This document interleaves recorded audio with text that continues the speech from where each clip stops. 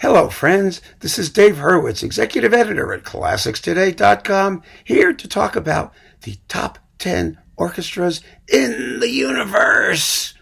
Now, actually, that's a stupid thing to even try to do. But one of you said to me, what are the top 10 orchestras, the best orchestras? No one person can answer that question, because in order to answer that question, I would have to be a regular guest at concerts of all the major orchestras in the world and then evaluate how they're doing and hear all their recordings. I may have heard most of their recordings, but having actually seen them live and knowing how to judge them and over more than my lifetime, no, it's not possible. I can only give you my top 10. And these are my top 10 that I enjoy listening to just for what they are. I think that that's the only thing that we can do. And so when we're done with this, I'm going to invite you to tell me your top 10. But what I have done is done this so that we have the top 10 orchestras along with a representative recording, which I will explain why I think it's representative. And that way, you'll have a sample, and you can see what I'm talking about if you're curious and you want to hear it yourself. And I want you to do the same. I want you to dig around in your collection. You don't have to do 10. You can do 5. You can do 2. Do as many as you know. Because, again, it's about what you know and what you like and what you prefer and what you enjoy following and listening to, not some sort of objective survey of who these people are. I just don't think that makes any sense. So I'm going to get right to it. There are, as I said, 10 names. 4 of them are American orchestras. 10 of them are European orchestras. And I just want to make one point. Some of you will say, well, he does these because they're American. And well, let me tell you something. Let's be straightforward and honest about it. Since the dawn of time, basically, since the turn of the 20th century, the American orchestras have been known for being among the world's great orchestras. Period. That's fact. But beyond that, Europe and America have to be treated continentally. You can't say like Germany and the United States. The United States is 3 times larger than Germany and has a lot more people in it. If you do it by land mass, Europe and America, or the United States that is, are roughly equal in terms of land mass. If you do it by population, Europe has more than twice the number of people than the United States does. It has a much, much greater population density per square mile or square kilometer, if that's the way you want to go.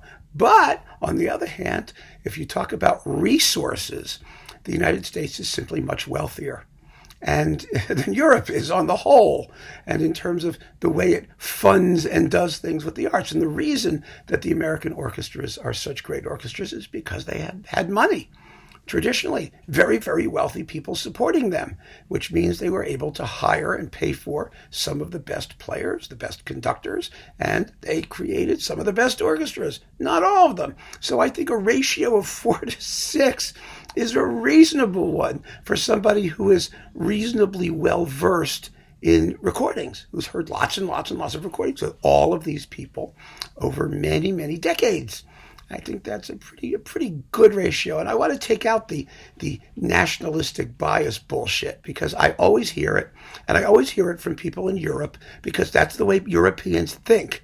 I do not think that way. I don't give a damn whether something is American or not. But on the other hand, a natural bias may creep in simply based on my own experience, on where I live, who I hear, who I see. And that is something which is unavoidable. But in this case, because we're talking about recordings primarily, and my experience of these orchestras on disc, it's just what I've heard. And I've had a pretty Catholic exposure to the amount of music that's on disc. So I'm hoping that my own choices will not come across as particularly biased for non-musical reasons. They may be biased for musical reasons, but that's okay. That's different. Everyone has their biases when it comes to what they prefer to listen to. But that's what it should be. It should be about the music, about the sound of the orchestra. It's not about where you live or any of that foolishness. So without further ado, number one, I'm starting, by the way, with the 4 American orchestras. We're going to get them out of the way, and then we'll do the European orchestras. And outside of Europe and America, there are some very fine orchestras, as you know, but I don't follow them because none of them have been on my list, and they're kind of young. Oh, there's one other point I want to make. I really want to make this point. When it comes to orchestras in terms of historically, how long they've been around, what they've been doing, there is no difference between the Western instrumental orchestral tradition in the U.S. or America. In fact, a lot of the American orchestras are older than a lot of the European orchestras. The Berlin Philharmonic is fundamentally a 20th century orchestra. The Conservatoire only started in 1888. The major American orchestras, quite a few of them, are quite a bit older than that. The 2 oldest regularly constituted orchestras, that is, that had concert series as we understand the term today, are probably the Vienna Philharmonic and the New York Philharmonic. They both started in 1842.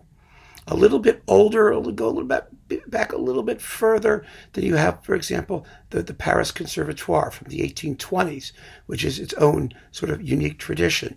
And so again, it's not a question of lineage or heritage or any of those things. They're all about the same age, because the modern orchestra basically was invented at the beginning of the 19th century, and it happened everywhere. And it happened everywhere at the same time. And, you'll hear things like, well, the Leipzig Gewandhaus was giving concerts in a room in 1523. That's such garbage.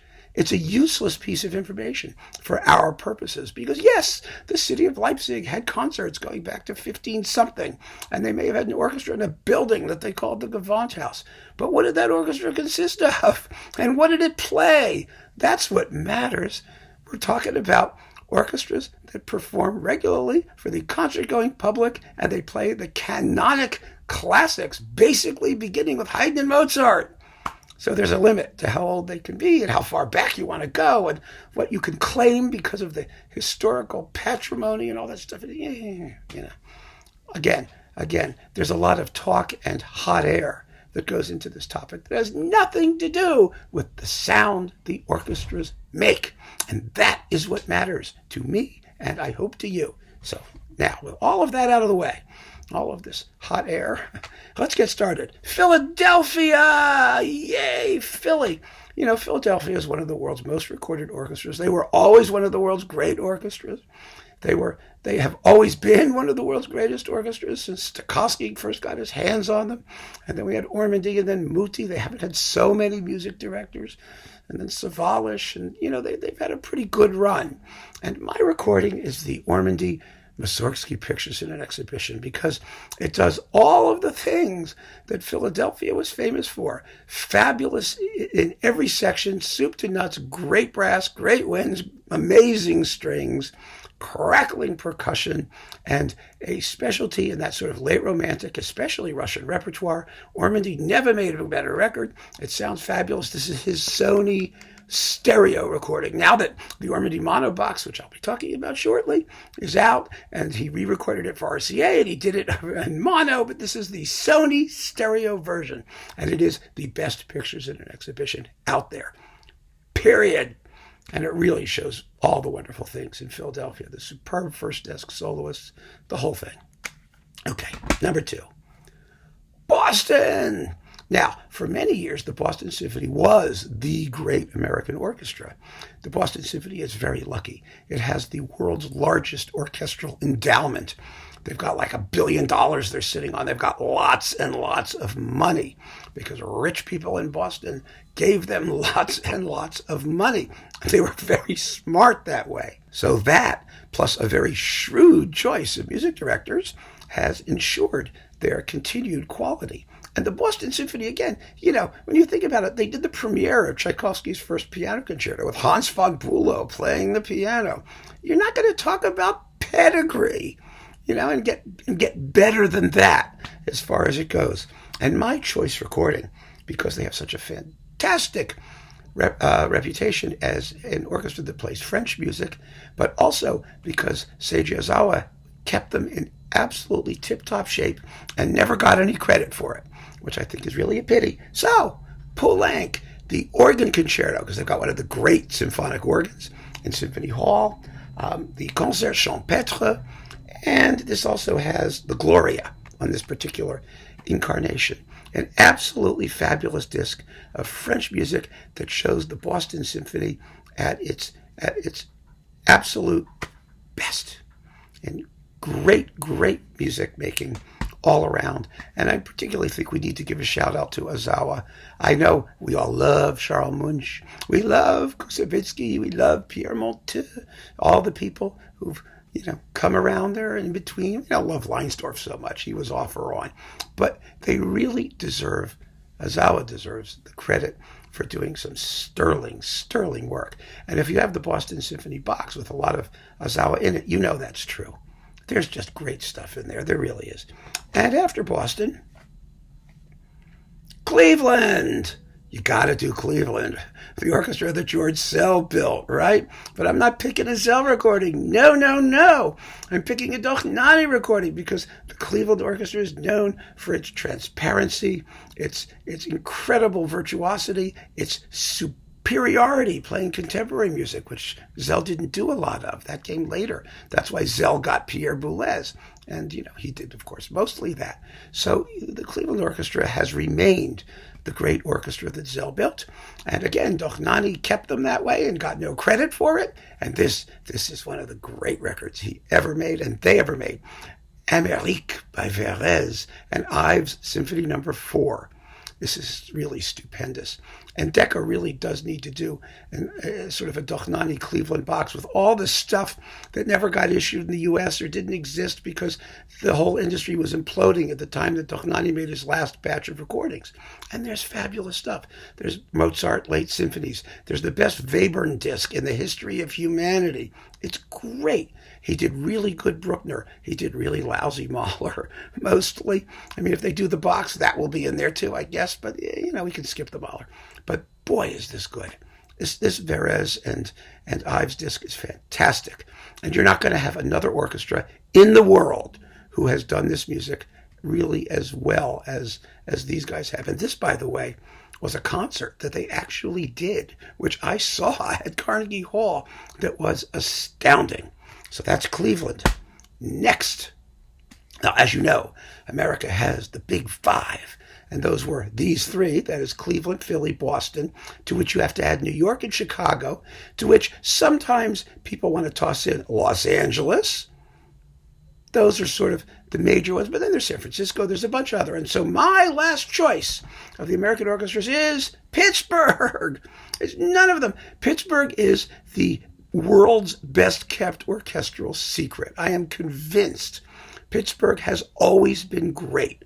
They really have. They've been just stunning. I mean, when you think about it, they had Steinberg, in the 50s and early 60s, and they had Reiner, and they had Laurent Mazel, they had Andre Previn, they had a series of really, really first-class music directors. And now they have Manfred Honeck, who is, potentially stunning. I mean, he's made a dozen fabulous records and a couple of real bombs. It's just a good batting average. He's getting a little full of himself. We'll have to see where he goes. But this one on reference recording, Dvorak's Eighth and Honeck's own suite from Janacek's Jennifer, is absolutely spectacular. And Pittsburgh has the best horn section in the world. Period. Move over Vienna. They're unbelievable. And one of the things that they have always been as an orchestra is the nearest equivalent to sort of those darker toned, burnished European orchestras like the Gewandhaus or the Vienna Phil or the Berlin Phil before Karajan Berlin, Karajanified them so much. I mean, that was Pittsburgh's reputation. It's a German town, basically. And so this is sort of America's, ultimate Mitteleuropäische German orchestra type. And this is just a great disc. Dvorak and Janacek on reference recordings with Pittsburgh and Honeck. So now we turn to the European orchestras. Oh, so many to choose from. But again, I'm choosing the ones I just like to listen to, that have done the most work, that has given me the most happiness over the decades. And first among them is the Conservatoire formerly the Amsterdam Concertagebouw, now the Royal Concertagebouw of Amsterdam, or whatever they're called. A great, great orchestra known for its superb woodwinds, for its somewhat lean textures. Otherwise, it's not a big, fat, heavy Viennese orchestra. Not at all. It's a lithe, nimble, extremely virtuosic ensemble that can do anything, particularly with its fantastic woodwind section. And so I choose the Tarangalela Symphony with Cheye. Again, this is an orchestra, you could go back to von Beinum and Mengelberg. You could pick a billion great recordings that they made. And they really are one of the most frequently recorded and successfully recorded of all the great European orchestras. And I just love listening to them. I really do. It doesn't matter who's conducting them. They have their own personality. And that's wonderful. I think over the years they've had a bit less. They've become more internationalized in their sound, but it's still there. And that's what matters. So, the Concertagebouw with Cheye and Messiaen, Tarangalela Symphony. And after that, we got to go to Germany. We have to pick a German one, at least one. I'm only picking one because there's really only one German orchestra that thrills me whenever I hear them, and that is the Staatskapelle Dresden. And one of the things you may notice is I'm trying to pick repertoire that isn't necessarily the repertoire most associated with the orchestra, just to show how great they are when they go outside of their Fach. And that's true of all of these orchestras. I mean, Philly in Pictures at an Exhibition, no, that wasn't it. And, but some of these, it's fun to hear what they do.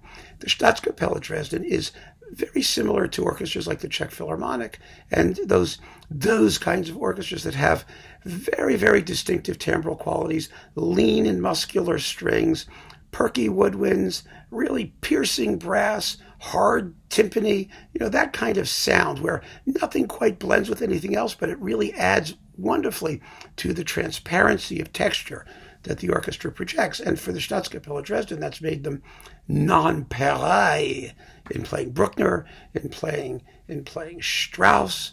But I have chosen Stravinsky, The Rite of Spring with Ottmar Sweetener. This you gotta hear.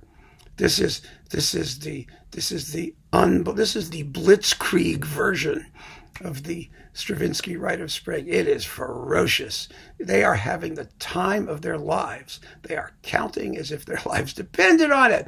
But Sweetener just go for it. And it's wonderful to hear orchestras that are known for playing repertoire, which is usually more sedate, shall we say. Just go for it. Go crazy. And this is one of those. Magnificent. And I just mentioned the Czech Philharmonic, and so I have to talk about the Czech Philharmonic. It's one of my favorite orchestras for just the reasons I said, because they have these amazing, amazing instrumental textures within each sections, bright, piercing trumpets with a good bit of vibrato, and wonderful woodwinds and lean, wiry strings. And they've recorded in the Ridolfinum, which is like an aircraft hangar. It's this huge reverberant room. So they've had to be a lot more pointed and piercing and clear than they otherwise might have been. And it's another orchestra, by the way, which has become, over the years, it's lost a lot of its characteristic sound, the sound that I enjoyed so much. But they're still a great orchestra, no question about it. But the performance I have chosen is Anshirl doing Shostakovich's 10th Symphony on Deutsche Grammophon. I mean, there are a million great Superphone recordings with them too. But I chose this one because this was recorded. It's a mono recording, but fabulous sounding mono recording. It was made when the piece was scarcely 2 or 3 years old. I mean, it had just come out, and this is the greatest performance of it ever. It's better than Mravinsky in Leningrad. It is incredible because you have a great conductor and an orchestra that they just seem to be playing as if their lives really depended on it. The music making really matters. And the performance is so intense and so swift and incisive. The scherzo has never, the second movement, never, no one's ever come close to this. Nobody. It's really astonishing. And it's one of these must-have recordings. It's of its period, but it's also eternal. immortal. And that's what I listen for. And it really shows off the Czech Philharmonic as the extraordinary, extraordinary orchestra that it is. And after that, here's a more modern, a newcomer, but a newcomer with heaps of personality, the Budapest Festival Orchestra, specifically under Ivan Fischer, because he's created a masterpiece of an orchestra. They have a very characteristic sound. They have an amazing string section. Absolutely amazing. Sensitive and silky and capable of just extraordinary timbral nuances. It's really, really beautiful. But the whole orchestra is very well balanced. And I chose, this is their Mahler third. Now, not all of their Mahler has been equally successful. That's a function of him, not them so much. But this is a great Mahler third, and you can hear all of the things that make this orchestra so wonderful. They do have that modern need to have virtuosic brass, really well-tuned woodwinds, decent percussionists, but it's all based essentially on a warm, human, singing, cantabile quality of string playing that I associate as characteristically Hungarian. It's the kind of thing that Sándor Vég used to do in all of his performances. They make the music sing at all times, and the result is just exquisite and heartfelt and beautifully. And this Channel Classics recording of Mahler Third is fantastic. So is their Mahler Two. It's maybe my reference version now, so you should hear those. And many of the other things they do are equally extraordinary. So the Budapest Festival Orchestra is one orchestra I always plan to listen to when they do new things, just to hear how they sound. Whether the conductor's any good or the performance is any good is different. It's another question. But I almost always enjoy just listening to the noise they make. Now, some of you may say, well, you haven't had any orchestras from England, the UK, where they've got millions of orchestras, and the whole recording industry was based in London, and so they all got recorded endlessly. The trouble with the London orchestras, as the London critics have been saying for generations, is that there are too many London orchestras, which prevents any one of them from becoming really outstanding, and they all kind of cancel each other out, especially since they're all sort of made up of the same giant pool of people. And for a while they had this system where they could send in deputies to play concerts even though they hadn't been to the rehearsals, and it was a whole thing during the 50s and 60s and that kind of stuff. But I do believe that there are great orchestras in the UK, and so I have chosen a fabulous recording of the Scottish National on Chandos. Yes, that is the UK orchestra, as long as there's still U, which who knows how long Scotland will be part of the U in the K. I don't know. But my favorite orchestra in that part of the world is the Scottish National Orchestra, particularly when Jarve was conducting them, because they were just like pedal to the metal, but also with Bryden Thompson and Alexander Gibson. They've had, and Stéphane Deneuve doing Debussy. They're an incredibly versatile orchestra. The strings are a little scrappy. They haven't always been the most disciplined, but they have a terrific horn section, great brass, wonderful percussion, characterful woodwinds. I mean, they're a good, solid orchestra, incredibly versatile, and they record in a great hall in Glasgow. And that, I think, is one of the things that makes them such a joy to listen to, at least on disc. And this recording is wonderful. If you don't have it, this is the greatest ever recording of Strauss's Macbeth. And I don't say that just because they whack the crap out of the tam-tam, which they do. It's just exciting beyond all measure. And I love Macbeth. It's the neglected Strauss tone poem, the one no one listens to, because I don't know why. I mean, it's really a good piece, and it's exciting as hell when it's done like this. And you get the Rosenkavalier 2 waltz sequences and the fabulous Notturno, an 18-minute long song for baritone and orchestra. Actually, this is with Linda Finney. Well, she's kind of a baritone, I guess. And it's really, really a wonderful, wonderful disc. A tremendous disc, an interesting disc repertoire-wise, which also comports with the stuff that the Scottish National, the Royal Scottish National, again, the Royal goes in, and but their versatility, their enterprising repertoire, the excellent sonics that they've usually been given by Chandos, I just think they deserve a heap load of credit. for being one of the great recording orchestras of the past few decades. I really, really believe that. And so my choice for the UK is Scottish National. Take that, London. Finally, we're at number 10. The orchestra, historically, that you've been watching these and I've been following forever, is Paris Conservatoire, because this is the one single orchestra in the entire world, the entire Western world, except maybe Leningrad, St. Petersburg, some of the Russian orchestras, but that's a whole nother sort of circumstance. This is the orchestra that can say to really have a single, unbroken tradition of instrumental performance going back to Beethoven. I mean, it's true. The orchestra was founded in like 1828 or 27, whatever it was, by Habeneck, specifically to play Beethoven. And I've talked about the Schuricht Beethoven recordings forever. The Cluton Ravel stuff is amazing. Of course, they play French music in a way that nobody plays French music anymore. In the 1960s, they were disbanded and merged with like the Lamoureux Orchestra and all those others to form the Orchestra de Paris. And they became anonymous and uninteresting from that day forward, basically, since 68. But until then, they were an amazing orchestral universe unto themselves. And they deserve recognition as such. And this disc, this is in the big Schuricht box. This, you gotta hear. This is them doing Wagner. And it is unbelievable. You have never heard a funeral march from Götterdämmerung like this. Trust me, folks. They've got a trumpet that has a vibrato so wide you could drive the Titanic through it. It's yeah. Oh,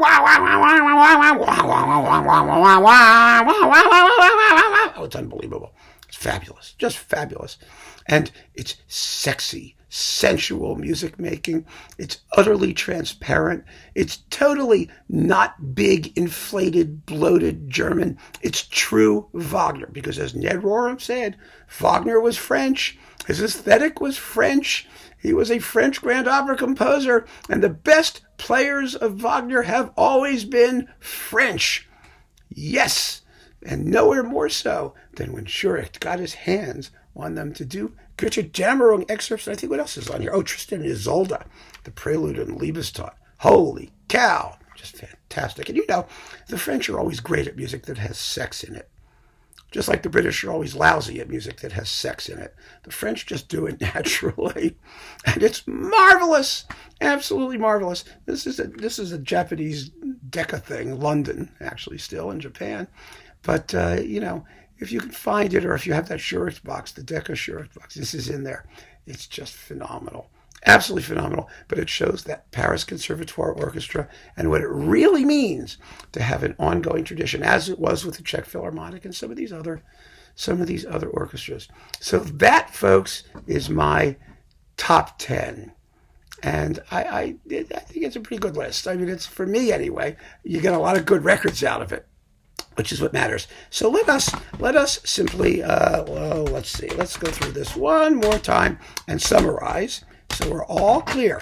Philadelphia, Boston, Cleveland, Pittsburgh, Amsterdam, Concertgebouw, Staatskapelle Dresden, Czech Philharmonic, the Budapest Festival, Scottish National, or Royal Scottish National, whatever they're called, and the Orchestra de la Société des Concerts du Conservatoire de Paris, the Paris Conservatoire Orchestra. 10 phenomenal orchestras that made phenomenal piles of recordings that I love. And now I want to see your list. Remember, pick as many orchestras as you want, up to 10. Don't go over that. It just becomes pointless. And include a recording that you believe is the most representative of what you love about them. I want to see your picks. I know they're going to be fascinating. And I got to tell you, you guys pick things I haven't heard, stuff I want to go listen to. And I go running off immediately when I see this stuff to go listen to it if it's new to me. We get information from everywhere. And just because I've been doing this for 100,000 years, A, it doesn't mean I know everything, although I think I do and pretend I do. And B, it doesn't mean I'm always right. And C, you never, ever stop learning and acquiring new and wonderful listening experiences. And I have to tell you, I know a lot of you have been very kind and said you've gotten a lot from me, but I've gotten a lot from you too. And I have a feeling that this is one of those talks where I will acquire some splendid new listening experiences. I can't wait to see what you have to say. Keep on listening, folks. Take care.